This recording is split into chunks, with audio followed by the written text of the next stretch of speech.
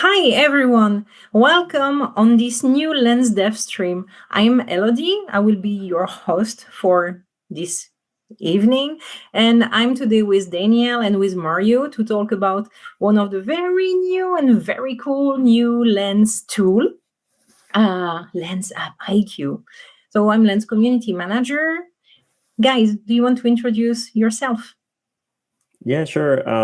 As you mentioned, my name is Daniel. I'm a team lead, Lens AppIQ. I've been here since the inception of the idea of this new product, and I lead engineering for that purpose. I relate a lot with the product because I come from an application developer background, so I understand what the challenge is, and we'll talk a little bit more about it. But yeah, that's a little bit about me, and just in case, I'm located in Toronto, Canada. So for me, yeah, a little bit in the morning today. Awesome, Mario? Daniel. Good to have you here on our stream. So for me, this is already the second time, I think. So I'm happy to be here again. For the ones who don't know me yet, I'm leading the Lens engineering teams. So everything that is related to the Lens application development and our web platforms is handled by the teams that I'm working with. And yeah, it's a pleasure to have you, Daniel. We've been working quite closely together over the last couple of months to get the Lens AppIQ thing in place, and I'm happy that we did it. It was a heroic effort from all the teams participating, and we are really proud that it's now there. Indeed.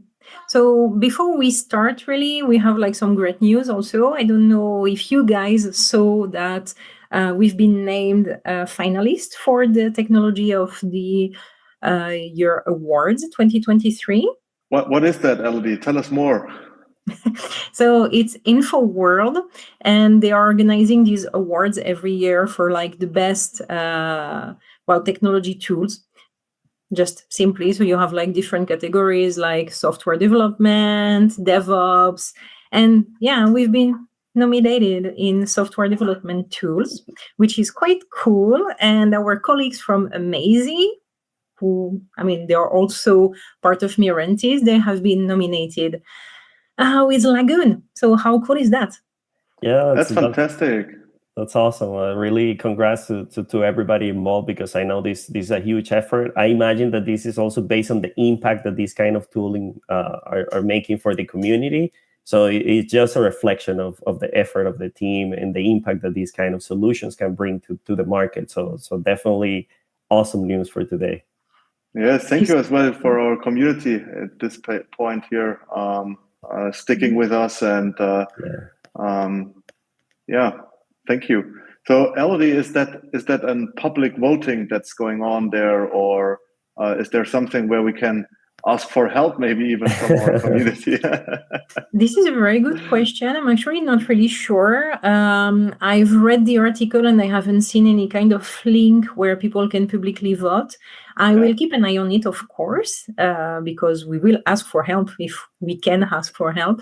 I think at the moment, the best way to help is like to spread the news. So there will be posts on social media and read them, like them, all the usual. Awesome. So now let's start with today's subject, Lens AppIQ.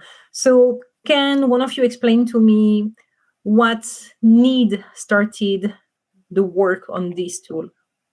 Yeah, absolutely. I think I can elaborate a little bit more about this and put some context in why the inception of Lens AppIQ. So as you guys know, Kubernetes is a standard, right, for the industry. If you see some of the surveys out there for cloud native, like 97% of the surveyed organizations have adopted Kubernetes or are thinking about adopting Kubernetes. So it's really out there. There is no escape for it. From a developer standpoint, from a DevOps standpoint, is the go-to tool for container orchestration. And that's fine. The Kubernetes is a fantastic tool, but it brings a lot of challenges for those who are not very familiar with Kubernetes, or for those teams that want to scale up. So what we see there in the market is, as you start with Kubernetes and you have a small team, you have an expert in Kubernetes, a platform engineer that really relates to it, it's easy for the team to navigate through all the challenges of deploying your application, maintaining your application, supporting them, troubleshooting, and all that. But as the team grows and more developers need to be onboarded and more applications need to be deployed, more microservices and things like that, then one platform engineer, two platform engineers, two DevOps, three, depending on the size of the team, are not enough to support all the developers. And usually the developers has a huge burden in terms of preparation, understanding the technologies they need to use. So adding one more Kubernetes into their tech stack is really complex. Kubernetes has a steep learning curve. So for a lot of developers, it's not easy to understand what Kubernetes is and what their applications are in Kubernetes and really own the support of their apps. So they usually require the help of the DevOps. And as I was mentioning, as the team scale up, having more developers and more applications make this process really difficult. So that's where Lens AppIQ come for, on the side of the developers, to try to offer them a solution to basically abstract away Kubernetes from the equation so they can still own their application. They can still understand what their apps are without having that deep understanding, and from operators and DevOps to basically facilitate how can they enable the developers to support their own stuff. And also on the operator side, allowing them an easy way to ensure that there is compliance in the sense of security and the standards they want to follow and all that. So those are two of the main challenges we see in the industry. And what is that we're trying to tackle with Lens AppIQ? Basically, we identify these needs, and now we're trying to offer a solution for them. And we'll see, I guess we'll keep discussing what exactly is Lens AppIQ, but this is the context of what are we seeing in the market and where's the place where we want to go. Daniel, to recap what you just said, it's Lens AppIQ is solving the problem of getting easy access for your entire team to the applications that are running across your multiple Kubernetes clusters that you might have. Is that correct? Yeah, absolutely. You're right. So we're thinking in two things. So one, yes, is access. So because as we might know, it's not easy for a modern software development team to share this access to clusters and identify what their applications are. But secondly, is even if you get access, because I know Lens has fantastic tooling for these, like Lens spaces and all, to share clusters and things like that. So different personas can have access to the cluster. That's where the second challenge comes from. From a developer standpoint, what is my application in the Kubernetes world? I come from an application developer background, so I can relate. When I started this journey in Kubernetes, I didn't know what my React application, my Nginx application was. What is a deployment? What is a replica set? What is a pod? What are all these concepts? So yeah, this is where Lens AppIQ goes, trying to abstract all those complexities away from the users so they can really focus on, hey, this is what your application is in your cluster. This is an easy way to access the logs of them. This is an easy way for you to see the status of them. And a lot of more things that we'll talk in a minute. But yeah, you're absolutely right. That's the starting point, and we go from there. So even without any knowledge about Kubernetes necessarily, using Lens AppIQ, I could get access to the metrics of my application. So for example, how much CPU, how much memory is it consuming, and maybe how many containers are running there, right? I think we're trying to pull from, first of all, so, and maybe we can go now into the details of what Lens AppIQ is. But yeah, the general idea before jumping in there is that we are extracting the main concept, the main data points and information that we know application developers need. So yeah, an application, when it gets deployed, can be, let's say, a stateful set or a deployment. And then those deployments, based on Kubernetes API, they get translated into pods, they run multiple containers and things like that. We're abstracting that away. So what is important for an application developer? What is the container that is running in the app? What image does it have? Does it have environment variables, things that they can relate to configure their application? what is the metrics, the resource consumption? Is the CPU consumption okay? Are there spikes in memory consumption, so they can identify that there are performance issue? How to pull the logs. So once your containers start, how do you get access to them to see, I don't know, that you're hitting certain API endpoints and that you're getting some errors and you are logging these problems here and there. So these are the kind of situations that we're trying to pull from there. Plus, moreover, the general status of the application. So as I was mentioning, in the Kubernetes world, an application is multiple things. So how can we get some sort of generally or overall status of their application, so you as a developer know when is it running, when is in an error state, if there is something wrong, if it is out of memory and the application is not generally available. So those kind of things. And yeah, absolutely, these are the some of the fantastic things that we're trying to abstract away from the users, so they don't need to think about it. And as you said, without Kubernetes knowledge, getting this sort of information. That sounds quite fantastic. And talking about users, so for whom is it? I mean, who can use Lens AppIQ? So we kind of paint a picture in regards to the context and what is the problem we're solving. Some of the things that Lens AppIQ is, just before going to the personas, I would like to state what Lens AppIQ actually is. So Lens AppIQ is a software as a service. So it's a web-based product that is being hosted by us, by Mirantis, and it's open for public. It's generally available. The domain is apps.lenscloud.io. It's open for registration. And once you log there, then you are in Lens AppIQ world. How do you interact with this? Basically, you need to install an agent in your cluster, and the agent starts exporting information to this web-based UI, to this software as a service. And then from there, developers and DevOps have access to it to basically support their apps. So now going back to your question, what are the personas and users that this tool is trying to pursue? So I would say both platform engineers and developers. From the platform engineer perspective, because as I was mentioning when putting context into this discussion, the challenge we see is that when the team scale up, it's really up to the platform engineer to figure out how to enable a developer.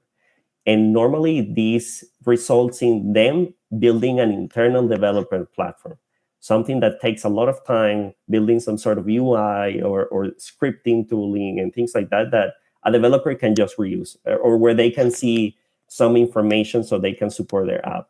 Instead of them doing that, this is where Lens AppIQ comes. And then it's already enabling developers. So a platform engineer can really leverage this tool to enable the developers and then offer compliance. So they can set up policies and ensure that all the applications that developers are running are okay, are all good in terms of the standards that they want to follow, resource consumption, whitelisted container registries, and things like that.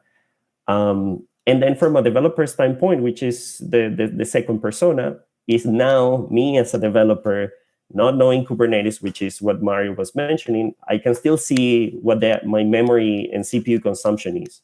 What are my environment variables in my Node.js application, in my Python app? Quickly go and jump and see the log. So these are the two user type of the two personas that we're trying to pursue with Lens AppIQ, because at the end, in the story, those two users, they are really intertwined in this modern software development world. Okay, thank you for your answer. So basically, as an engineer or as an application developer with Lens AppIQ, I don't need to know anything about Kubernetes, but I can still get access to the relevant stuff that I'm interested in after a maybe platform engineering team had deployed my application into the production cluster, for example, correct? And as well, I don't even need to have access to the Kubernetes cluster because Lens AppIQ is abstracting that completely away. So it's a win-win situation, Daniel, for both the platform engineers who don't want the engineers to look at the kube cluster, right? Plus, it's a win for the application developers who maybe don't even want to have access to the kube cluster, because basically it's anyway super complex beast that they don't necessarily want to deal with, and they can still get access to the metrics, the logs, and maybe the events that their applications can produce. Plus, they can even set policies to ensure that the applications are behaving in the right guide rails. And if they are not, they can even get webhooks configured to be informed if something goes south, right? So if it goes beyond some boundaries that were configured by the application developer and he knows that this shouldn't happen, then his team could be informed, for example, on Slack that, yeah, something went south, and they can go to Lens AppIQ and see why did that happen. And maybe they will then start troubleshooting and fix that problem within the application. Is that correct? Absolutely. I think you touch base in different important points. When I started with this Kubernetes journey a long time ago, I came from deploying apps to VMs. So I was used to accessing a VM, like running an SSH command and accessing a VM. So when I started in the Kubernetes world, I was like, okay, yeah, somebody give me a cluster. How can I SSH into the cluster? So these kind of concepts that they were really confusing to me at the very beginning. So you're absolutely right. As a developer with Lens AppIQ, you don't need access to the cluster. The platform engineer will set our agent there, so you can only interact with Lens AppIQ as a single pane glass. So you can access the web UI and support your applications or other tooling that we have out there, even from Lens. And I think we'll talk about that in a few minutes. But you don't need access to the cluster. You don't need to understand how do I get a kubeconfig file? How do I pull, I don't know, an EKS cluster or a Google Cloud cluster? So that simplifies a lot the initial step, which is access. And secondly, yeah, you mentioned a couple of important features. How do we help the developer troubleshoot the situation? Definitely, as soon as you connect your cluster to Lens AppIQ and we start discovering the applications that you have, we start tracking all the events that are happening to your application. So if your app goes down because it ran out of memory, the pod is crashing or something like that, as a developer, you might not know what that is, but you will receive an event saying, hey, your application is in an error state. And then you can hook up webhooks to that to be alerted through multiple mechanisms, through Slack, PagerDuty, Opsgenie. So we have support integrations for different tooling out there. You can even set custom webhooks and set that information to the place of your choice. But to your point, absolutely. As soon as we start tracking events, then we start pulling the relevant information for them. When the app was deployed, when it got restarted. If it's restarting multiple times, then you can see, hey, there is something going wrong with my app. So let me see what is that. And then you can jump into the logs and troubleshoot further. But Lens AppIQ, as you mentioned, definitely is trying to make the job for these developers easier to control and really own the applications. Not only easier, but as well, it enhances even the capability configuring a webhook or a webhook to basically any REST API that I could think of that I could write myself, or a Slack integration. That's something that's not that easily, or it's not that trivial for an engineer at least to configure. I mean, for sure, there's a lot of ways out there to do this, but for an engineer to just get this done with 3 clicks in 1 second without the handbook, that's probably nothing that we have yet anywhere, right? In a Kubernetes cluster and in a Kubernetes environment. To set something like that, you not only need to understand about REST APIs and webhooks and everything, but then how do you tap into the Kubernetes API? How do you see all your resources changing, all your pods and deployments and config maps, everything that is going on there? How do you configure that so webhooks get triggered on all those changes? So it's not trivial. I'm sure it's not rocket science either, but making this requires a lot of effort, a lot of time and cost. So we are offering this as a solution for companies, so they don't need to do that themselves. So a platform engineer doesn't need to do that, and they shouldn't, because at the end, what is the value that a developer and a platform engineer brings to their team? A developer, it's building their product. That's what the company wants. The company wants you as a developer to bring value by working on your application, doing support to your users. So there are a bunch of aspects to it. And the platform engineer basically making that process simpler, maintaining infrastructure, ensuring compliance, and things like that. So why would you add a huge layer on top of this and make all this process complicating, deviating the main focus of these two personas? So absolutely, this is where Lens AppIQ comes. Or even worse, not have it, right? And then Exactly. Your engineers are blind, right? I mean, either you invest that massive amount of effort, or you just don't have it, and your engineers are basically in a blind flight, right? They create an application, and the platform engineering team is operating it, and they have no idea what is this application doing in production, right? Is it falling over literally all the time? And that can get quite cumbersome if there is a small platform engineering teams and there is maybe 50 or 100 engineers working with the Kubernetes clusters that those platform engineers are providing. Now, you're saying that's super trivial to get started. So if I have a team of maybe 5 people and I'm the platform engineer, it's kind of development team. Let's make it very tangible for the audience here. So what do I do? So what are the next steps if I want to get this simple experience, and if I want to enable my engineers?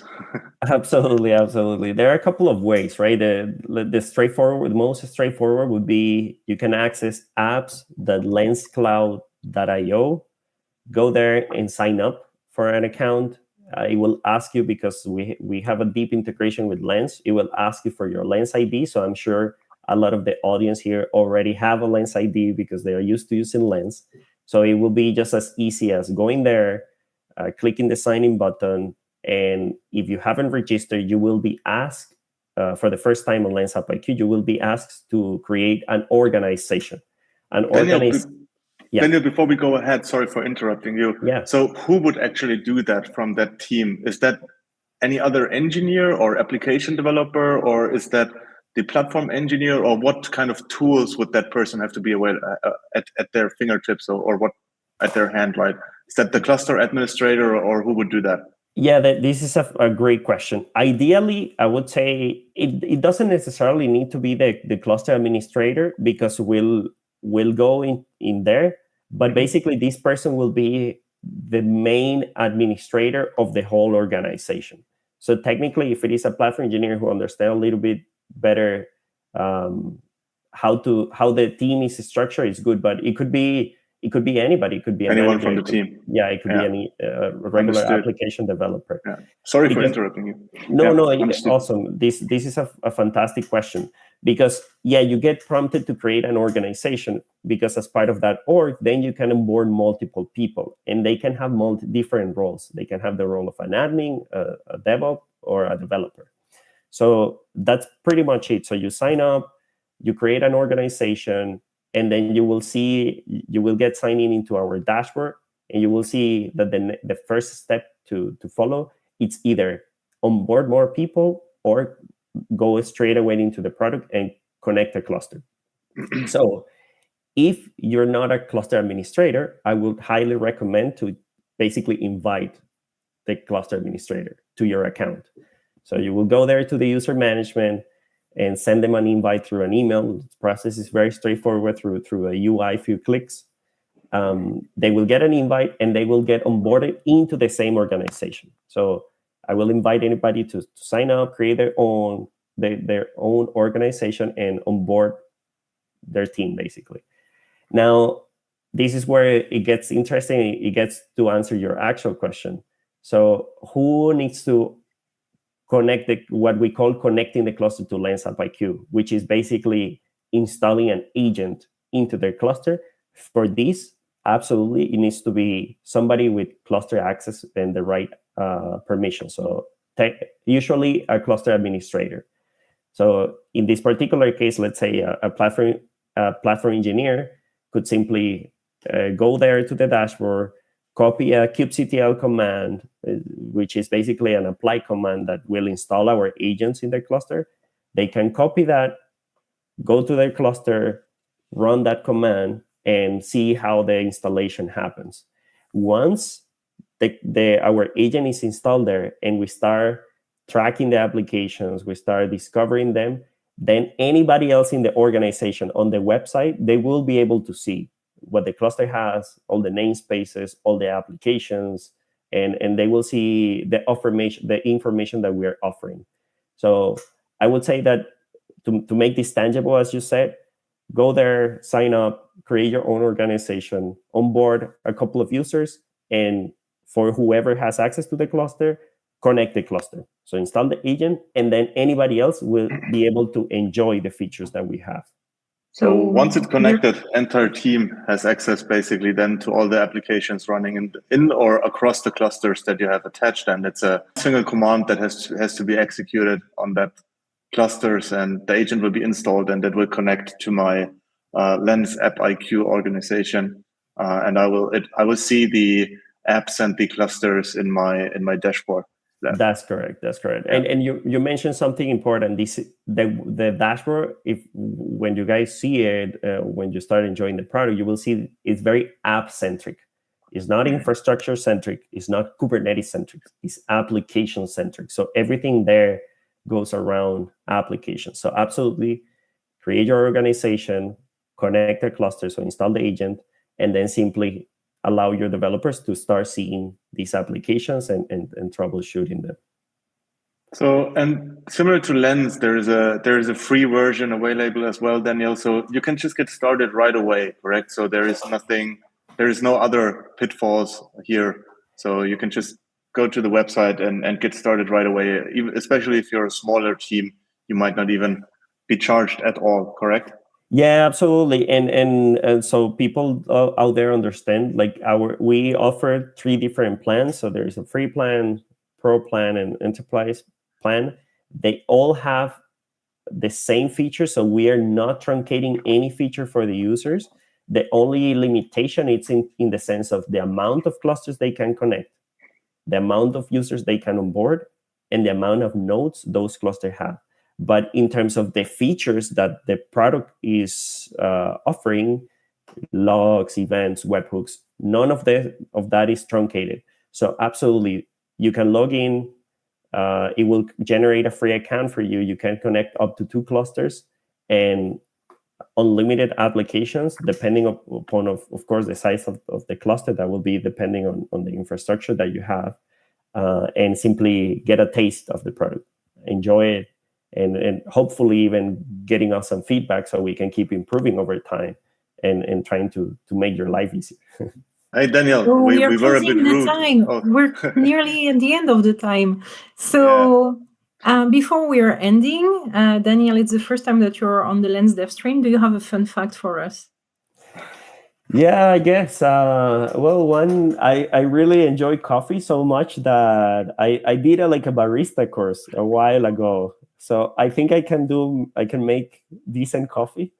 So next time I'm in the office with you guys, maybe I'll do some lattes and can you make the small shapes in the foam and everything? I can do latte art, but very basic. So I can do a leaf or a heart.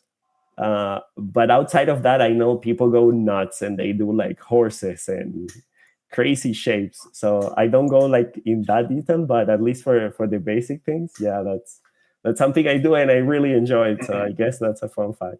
So you're the guy to invite to meetings. Exactly. Yeah. Next time, just bring me in. If there is espresso machine, then I'll take care of it. Okay. Mario, do you have a new one to share with us? Well, I'm super sad that I'm not in the same office with Daniel now. So. True. Yeah, I didn't have actually any other fun fact. Just before the meeting, I figured that probably a fun fact about me is that I'm all in on Giphy since a couple of weeks. So Yari and I, the solution architect for Team Lens, we are sometimes almost entire day long communicating only with Giphy in Slack. So, and it's sometimes quite hilarious. There are so many, right? There is one for everything. It's awesome. You're just hitting the shuffle button as long as you think that it's almost it, but it's not perfectly accurate. It's not for this it. situation. Yeah. Okay. Well, thanks, Guy, for being here with me today. It was really nice chatting with you. I think everyone learned a lot about Lens AppIQ. We may have to do a new one to talk about use cases and get more in depth once it will be like an older product, let's say, with more non-use cases. In the meantime, thank you very much. Thank you guys for the opportunity, and just a reminder there that then the access to this product is through apps.lenscloud.io. We have also documentation at learn.lenscloud.io. So it's out there. Feel free to get a taste of it, try it out, and give us some feedback. So thank you guys for the invitation as well. You can reach out through our forums. Is that correct, Yes. Elodie? Yes, there is a Lens AppIQ category on our forums. All the links will be in the description of the video once it's like edited by our super editing person and once it's ready to be on YouTube. So then it will be super easy. People will just have to click on the link and get. So thank you very much. Bye.